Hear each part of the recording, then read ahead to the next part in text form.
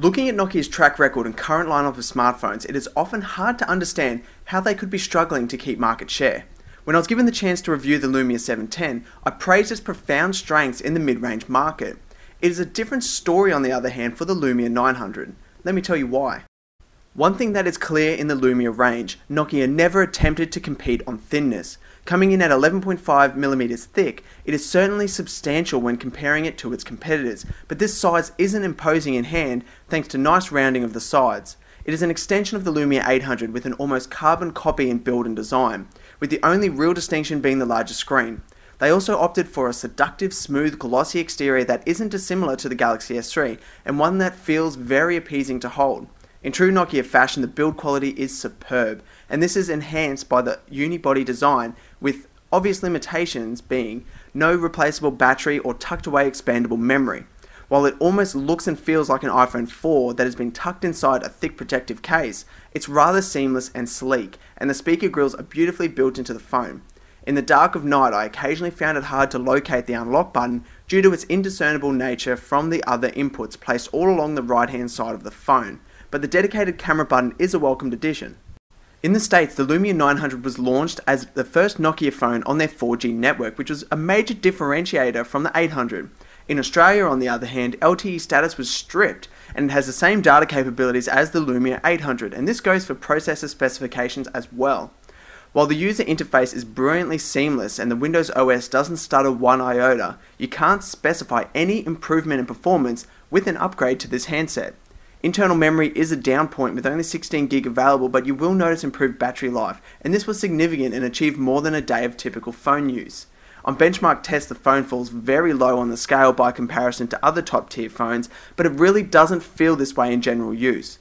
Call quality is excellent and data speeds are comparable on the 3G network. As previously touched on, the Lumia 900 bumps up screen size this time around to a generous 4.3 inches.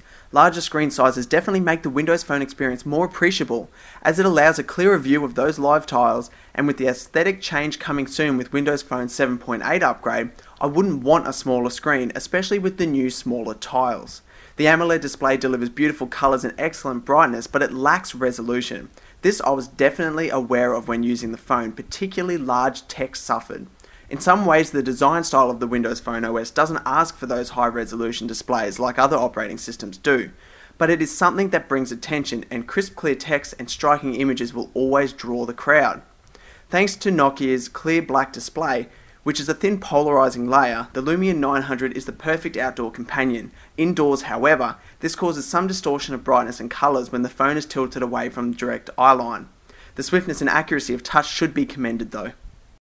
A major sticking point for the Lumia 900 all year has been that Windows is about to roll out a new OS that addresses a lot of shortcomings, but that won't be coming to this handset. It is instantaneously redundant in some ways and has made it difficult for Nokia to push many of these handsets. The Windows Phone 7.5 OS that is currently running is a truly unique experience in this market, and one that comes with a fantastic design idea in the form of live tiles. And Nokia fills the Lumia 900 with original, useful applications that make it my preferred vendor for a Windows phone. It doesn't offer anything unique from the 800 or even the 710, and the same gripes are still there. I'm really not a fan of the lack of notification support, and I wish I could add background images to change up the look and feel of the OS. The App Store is definitely growing and gaining support, but it's still Windows Phone's Achilles heel. The load times for third-party applications as well can be slower than you would typically expect. The Nokia applications are superb and highlight how integrated and committed Nokia and Windows are, and built-in Microsoft Office works brilliantly on the larger screen. With the limited storage space available on the Lumia 900, you may not want to fill it with movies, and the low-resolution display would be enough to make me not waste my time, but audio quality from the speakers is excellent. Nokia's music application is fantastic with free live streaming of radio stations and finding local gigs. The camera on the other hand should have been a draw point. Nokia always wants to stress optics, but I found it rather poor. It definitely doesn't offer great low light images, and automatic settings weren't often the best, but fortunately manual settings are extensive. Daytime images didn't really do a lot to wow me either, colours were frequently off, and they didn't strike me to have the same sharpness or shutter speed quickness that I would get out of an iPhone.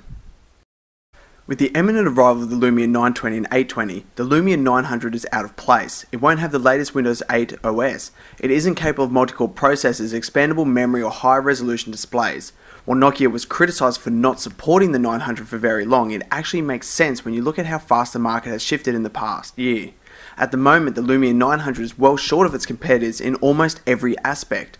While its user experience is seamless and the phone is full-featured, it certainly doesn't excel in any particular area. I'm currently eagerly awaiting the Lumia 920, which is shaping up to be the real reason people should buy back into the Nokia legacy. Don't forget to like and subscribe. This has been Kurt from kabootech. Thanks for watching.